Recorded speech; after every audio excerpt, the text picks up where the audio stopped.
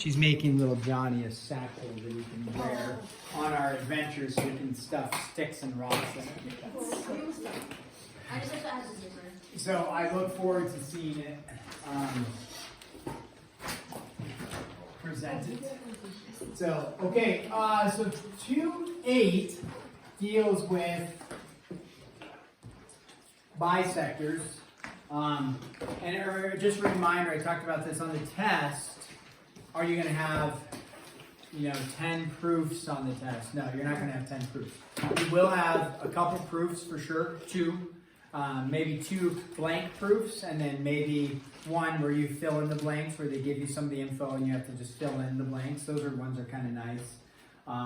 You'll probably have an algebra proof, which those ones are a little bit easier, right?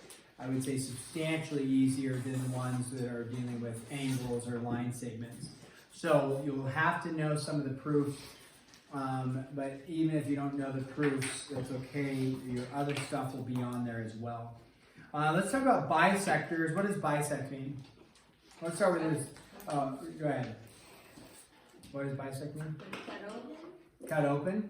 That's like dissect, probably. I don't know all my origins, but yeah, maybe the sect part is to cut, and then bi. What does bi mean? 2. So bisect means cut in 2, but specifically cut in 2 equal parts. Yeah, 2 equal parts. So bisect means to cut in half or into 2 equal parts. So this is 2A. So if we have A and then we have B and then we have, let's say the letter M.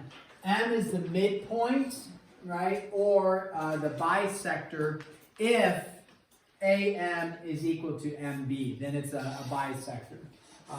So AM has to equal MB.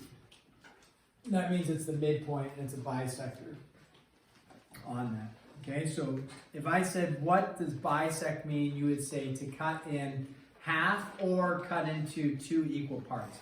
And again, it should be understood that when we say cut into half, then that's referring to that it's equal parts. Okay, there's some terminology they also use. It's called a segment bisector and then a perpendicular bisector. Let me give you this for a segment bisector. What does that look like? Okay. So a segment bisector would be this. If I have a segment C to R, something like that, a segment bisector would be something that cuts that segment in half. So, you could say, let's go with line, we'll call this line L, like that. Line L is a segment bisector if it cuts, let's say this is X, if it cuts this into 2 equal parts, then we have a segment bisector. Okay, so line L would be considered our segment bisector because it's going through and cutting our segment in half. Okay, so if it cuts it in half, that would be a bisector, and so a segment bisector. Now a perpendicular bisector, okay, we know what perpendicular means, I think, right? Perpendicular bisector. Perpendicular means, what does it do? Or what does it create? 90 degree angles, right? Perpendicular is 90 degree angles. So a perpendicular bisector means it simply cuts it in half and it cuts it at a 90. So in this case, for segment bisector, I intentionally drew it where it didn't look like a 90, just to distinguish that, yeah, it can be a bisector, it just it doesn't necessarily cut it at a 90. So then if we did one down here, we'll call this, P over 2T, and then if you have a perpendicular bisector like this, we'll call this line A. If it is a perpendicular bisector, it cuts it at a 90, that's the perpendicular part, and then it also, again, cuts it in half, like that. Now, when we set up here segment bisector, the idea is, can you cut a line in half?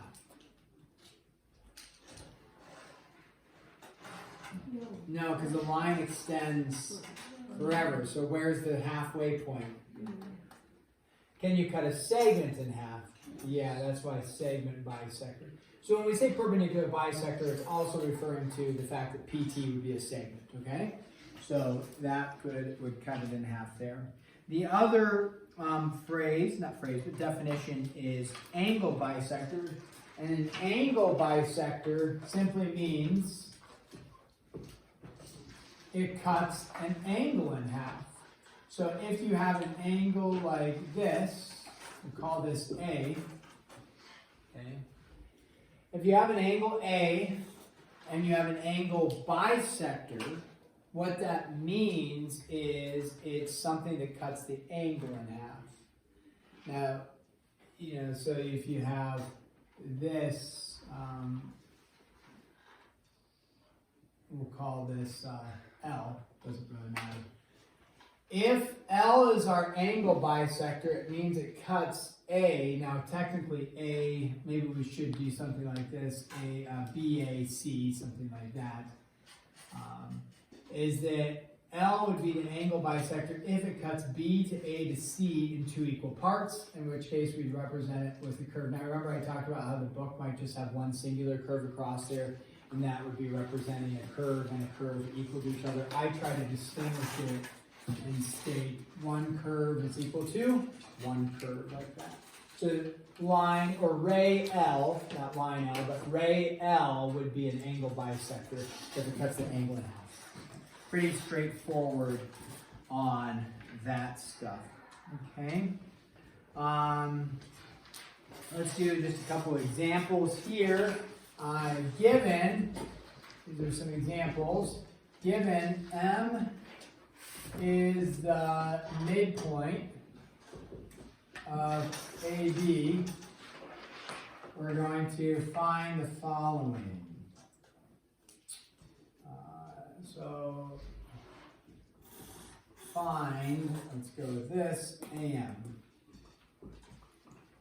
And we'll call this, so they give you the picture here. Now they give you a line AB, because they have arrows on either side, but you can also look at A to B as a segment as well. Because you're just going from one dot to the other dot, that's a segment. And then M is the midpoint. M is the midpoint there. Now they say find AM, but they have to give you a little bit more information, and they do. They say find AM if AB is equal to 18. Okay. So if AB is equal to 18, they want you to find AM, simply testing your understanding that you have a midpoint, and midpoint means to cut in cut in 2 equal parts there. So therefore, if we know what AB is, right? AB, they told you is 18. What's AM have to be? Yeah, it's too easy for you guys. Sorry. Sorry I made this too easy. Now, that's like number 1. Let's go with number 2. If A equals, because you might see one like this, and you're like, what do you mean A equals -8, and B equals 2, and then they say find M. So you're like, what? A equals -8, B equals or B equals 2, find M. What they're referring to here, yeah, John. Shouldn't the answer for number 1 be AM equals 1? Yeah, thank you. Good work, Jonathan. You guys see the error here? I put AB, which is equal to 18. Jonathan was stating, hey, shouldn't it be AM? He's exactly right. So error there, AM is equal to 9. Thanks, Jonathan. So on number 2, they're stating that you're looking at like a number line. So all you're stating is this. A is at -8, B is at 2, so there's A, there's B, and they're wondering what M is, where M is the midpoint. So that's all they're stating there. So how would you find the midpoint between those two? It's just halfway, right? So you could count, you could count. Or what's the other like algebraic way or arithmetic way if you don't want to like count spaces? Find the average. Good work, Lick. Yeah. So you would just say -8 plus 2 divided by 2. Hey, just find the average. You know how to find the average, right? If you have 2 items, you add the 2, divide by 2. If you have 10 items, add the 10, divide by 10. That's the average. So yeah, good job, Lick. So we have what? -8 plus 2 is -6 over 2, which is? -3. So what is m equal to? -3. That's halfway between. So. Okay, this one, number 3, if AM equals 6x and MB equals 2x plus 18, find x, AM, and AB. So if AM is equal to 6x, MB is equal to 2x plus 18, find x, AM, and AB. Go ahead, take a stab at this one. It's not necessarily extremely difficult. Take a stab, check with your support team around you. You're going to need to set up an equation. We talked about this, I believe, with like in chapter 1 possibly. Make sure you can set up an equation for this, not just come up with x is equal to 6. And then it's like, where did you get that? So set up an equation for this, and then find x, and then find the other 2 values in there. Check with your support team around you. If you're unsure how to set up an equation, they can maybe instruct you on that.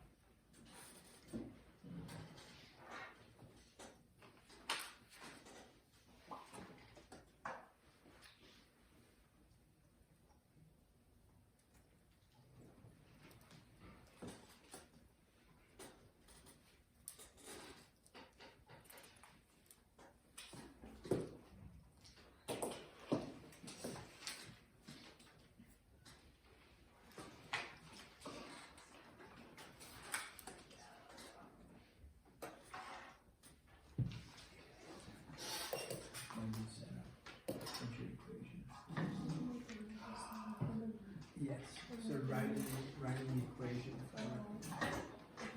And that may be it. Okay, what would our equation be? Let's double check. So AM is 6x. So if you're looking at the picture here, AM is 6x, and then MB is 2x plus 18. What's the equation? 6 equals 2x plus 18. Oh. Yeah, because they're, right, it's the midpoint, so it's cut in half.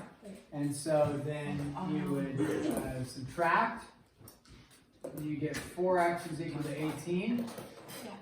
And then you divide by 4, and then you get out 4.5. And a lot of times when they even in fraction form, but decimal form, we're talking about lengths, is really nice. Especially when it's terminating, right? If it's like 4.3 repeating, you'd want to state that it's repeating, or write like 4 1/3, but we like 4.5 here is good. So if x is 4.5, and then they want us to find AM, all we're doing is we're plugging in for AM, we know that it's 6x. So 6 times 4.5, and you end up with 27 for that. And then what they want is AB. Now if you think about AB, we come back over here. AB is the whole thing, right?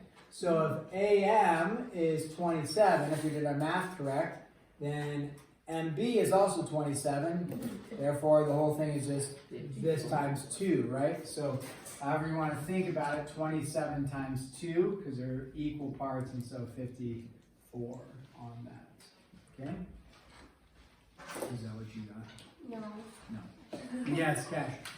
Well, I kind of assumed that like, M was the midpoint, but how would you know it's the midpoint in that? Cause like, I know it's in the we were going back to this statement. Oh, Sorry. okay. We were going back to that statement. Okay. Yeah, great question. I did instruction assignments not clear, or maybe instructions there. Yeah, going using that knowledge. Otherwise, you wouldn't know. Just because M is a letter M doesn't mean it's the midpoint. They'd have to state that for you. Okay.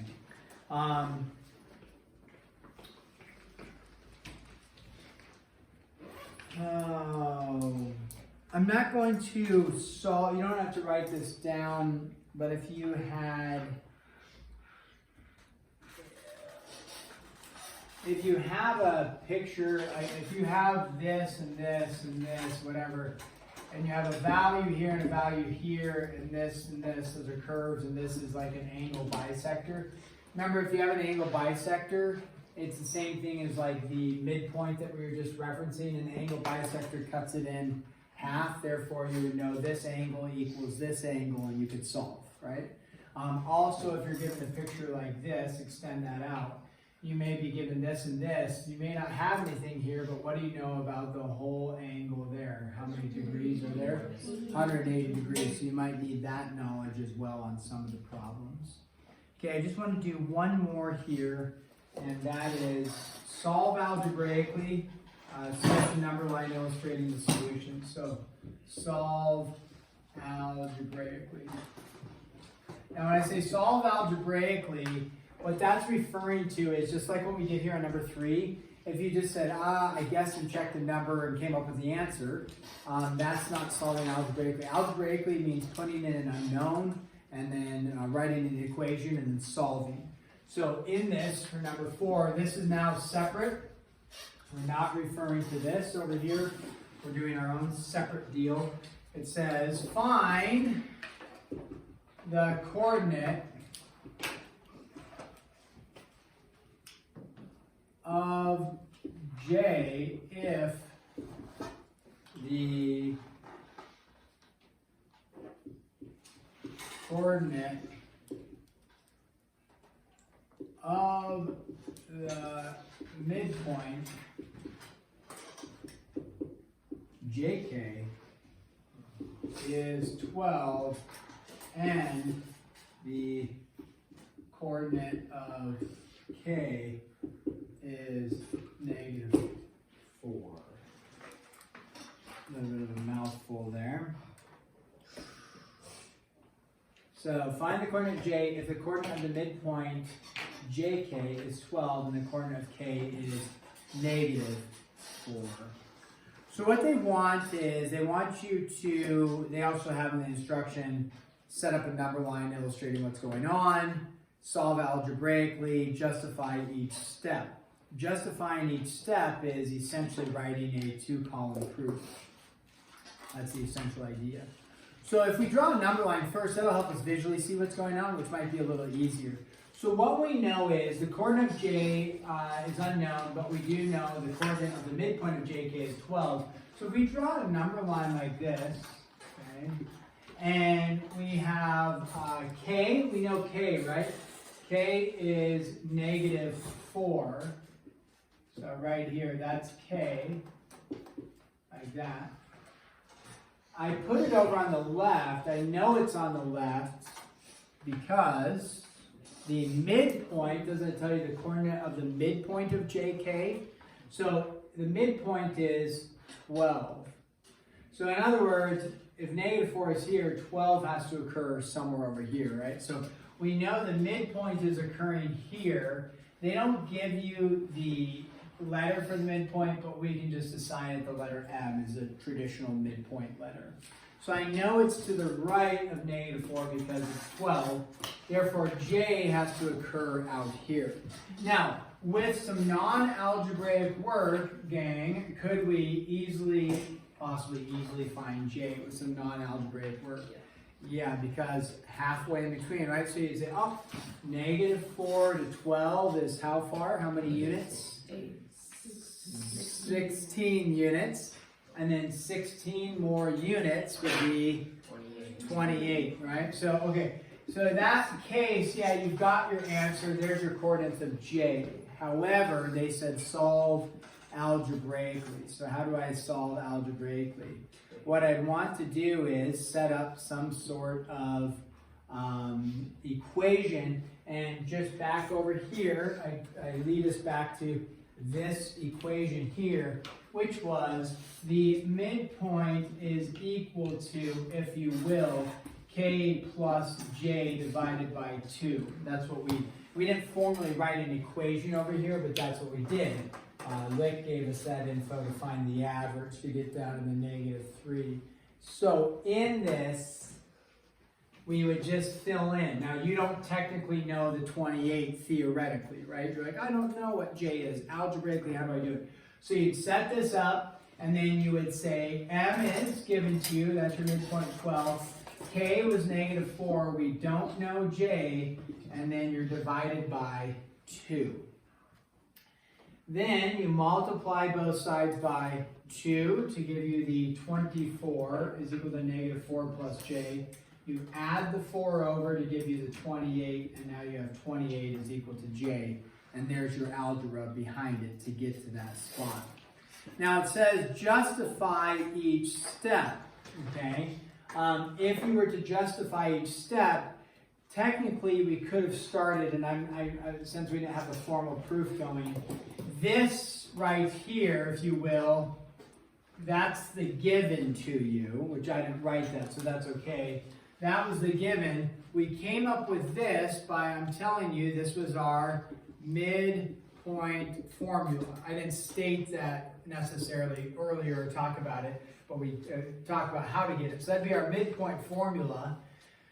To go from here to here, we just did a substituting in some values, right? So this would be, how did I get to here? I did a substitution, okay, of some values. Then to go from here to here, I multiplied both sides by 2, so that was my multiplication property. And then to go from here to here, I did the add property to get to the final step, okay? So essentially we did a 2-column proof, we just didn't have it formally written with our T-chart and everything like that. But that's what they're looking for, some sort of explanation of how you got from step to step on those ones, okay? So we are going to pause there.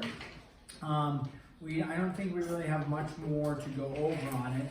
We will talk tomorrow. Tomorrow's Friday, right? So we'll talk tomorrow about the test being Monday or possibly Tuesday. I got to think through what I want to do for that. Tomorrow, what should we do? 2.7 tomorrow, okay?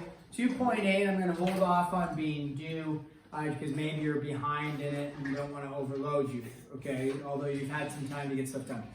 So 2.7 won't be due, it'll be due tomorrow. 2.8 I'll make due Monday, but we may also have the test Monday. I've just got to think through our plan, what it looks like, and I'll let you know tomorrow when the test will be, Monday or Tuesday. Homework assignment for this is going to be numbers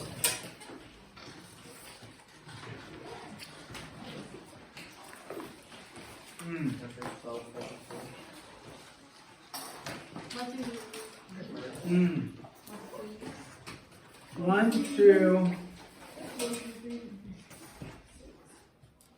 6.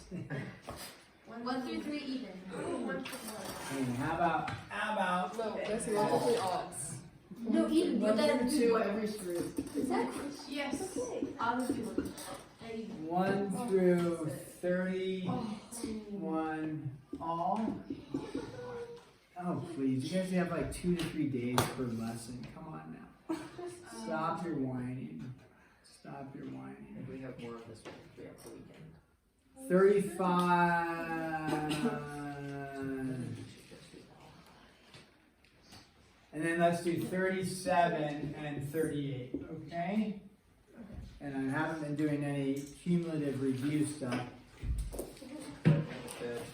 That's good, yeah. So we keep it that way. Okay, I'm sorry. Okay. So let's do that. 1 through 31 all, 37 through 38. Due Monday. We might have the test Monday. But tomorrow, either way, tomorrow's going to be a work day in here. Okay, so no new material. Tomorrow will be a work day. You're welcome. Yeah. Can we turn off the video? Please. Thank Bye, you. Jazz. Bye, Jazz.